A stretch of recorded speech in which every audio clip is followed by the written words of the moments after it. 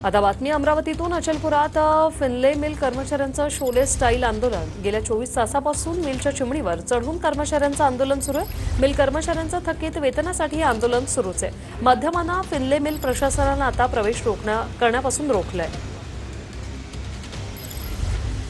स्वप्नील उमाप आमचे प्रतिनिधी आपल्यासोबत थेट जोडले। स्वप्नील, काय अपडेट?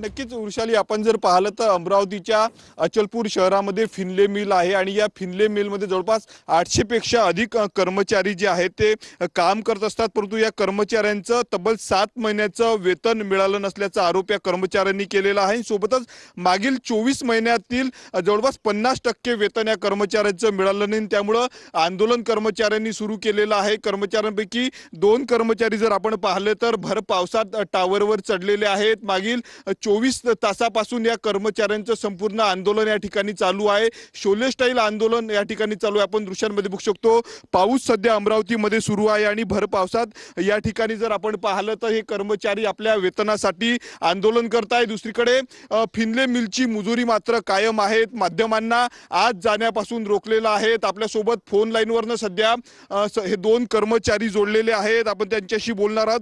दादा, तुम्ही आंदोलन करताय कालपासनं, काय तुमची मागणी आहे?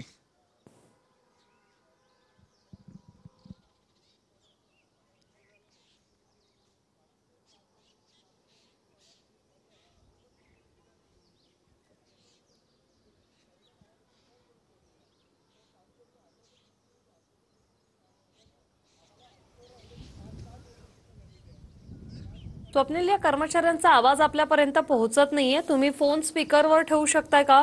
अचलपुरात जे आंदोलन सुरू आहे, हे 2 कर्मचारी आपल्यासोबत बोलतात। हो हो, नक्कीच नक्कीच नक्कीच बोला, काय दादा, काय प्रॉब्लेम आहे? काय कोणी भेटायला आलं होतं का?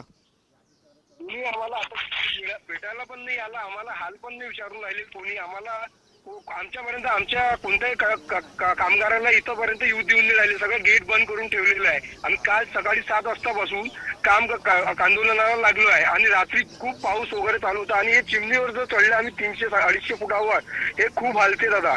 आणि दुसरी गोष्ट अशी आहे की काल एवढं वारं पाणी चालू असल्यावर बी आम्ही रात्री 12 वाजता व्हिडिओ काढला होता। व्हिडिओ आम्ही सेंड केला की आमचं आता पण प्रशासनाने मागणी पुरी केली नाही आणि सरकार जी बसली आमची बीजेपी वरतापासून तर आता खालीपर्यंत पण झाली आहे। त्यांनी आम्हाला 2 वर्षापासून आश्वासन देत राहिले आहे की आम्ही आता चालू करणार, आम्ही मीटिंग लावली, आम्ही हे केलं आहे, पण ते पण काही करत नाही। वरता आम्ही सगळ्यात पियुष गोयल, गिरिराज सिंग यांच्या सोबत मी चर्चा केली, ते फक्त आश्वासन देऊन सोडून राहिले ते आणि ते त्यांचे पगार पूर्ण घेऊन राहिले। 2-2 लाख रुपये आम्हाला 3 आणि 4 हजार रुपये देते, ते पण 24 महिने थांबवते, 7 महिने थांबवते। आमचं घर कसं झालं, आमच्या अंगावर बचत गटाचे कर्ज वगैरे सगळं झालंय आणि आम्ही ते कर्जाच्या चक्करमध्ये वरतं सोडलेलं आहे। आमचे 16 जण फाशी घेऊन शिना मेले आहे। आता आमची बारी आहे। आमचं पण म्हणणं आहे की आम्ही जे पण पगार मिळणार नाही आल्यानंतर आम्ही पण असंच काही करणार आहे।